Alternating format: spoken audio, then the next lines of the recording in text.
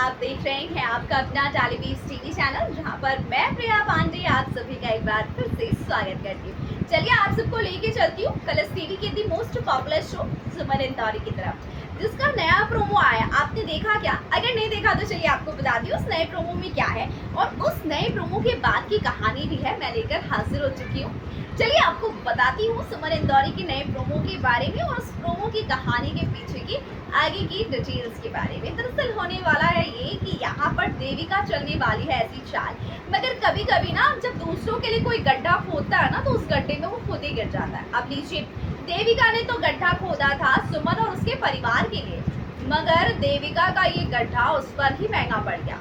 देखिए यहाँ पर तो उसने ऋषि को पूरी तरीके से पैसे वैसे देके पॉलिटिकल इश्यूज में फंसा दिया है और उसे इतना मजबूर कर दिया है, उसे इतना ज़्यादा मजबूर कर दिया है कि अब यहाँ पर ऋषि ने इतना बड़ा कदम उठा लिया है। ड्रग्स भी उसने छुपा दिए हैं दूसरी पार्टी को बदनाम करने के लिए, और खुद पर पेट्रोल छिड़ककर उसने खुद को आग लगा दी है। अब ये शादी का दिन है, सुमन अपने घर में खाना बना रही है और इधर तीर्थ की शादी की तैयारियां चल रही है, बारात निकल रही है, तीर्थ शादी के लिए निकल रहा है। लेकिन जैसे उसे पता चलता है कि ऋषि ने आग लगा दी है, इधर से तीर्थ अपनी शादी छोड़ता है और अपने भाई, जिसको अपने भाई की जैसा समझता है ऋषि को, और सुमन का वादा उसे याद आता है कि उसने वादा किया है कि उसके भाई को वो कुछ नहीं होने देगा, तो वो दौड़ता हुआ अपनी शादी छोड़कर आता है तीर्थ जो है ऋषि को बचाने। और इधर से सुमन को पता चलता है तो सुमन भी ऋषि को बचाने दौड़ती है और दोनों पूरी कोशिश करते हैं कि उसे बचा लें, मगर उसकी हालत इतनी बुरी हो चुकी है, वो इतना बुरी तरीके से जल चुका है कि शायद उसे बचाया नहीं जा सकता है। मगर ऋषि क्या करता है ना, मरते मरते जो है सुमन का हाथ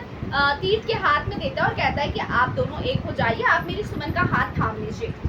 अब यहाँ पर सुमन को जो है तीर्थ से शादी करने के लिए ऋषि कहकर मर जाता है, और उसके बाद ही कहानी में जबरदस्त ट्विस्ट आता है इन दोनों की शादी का।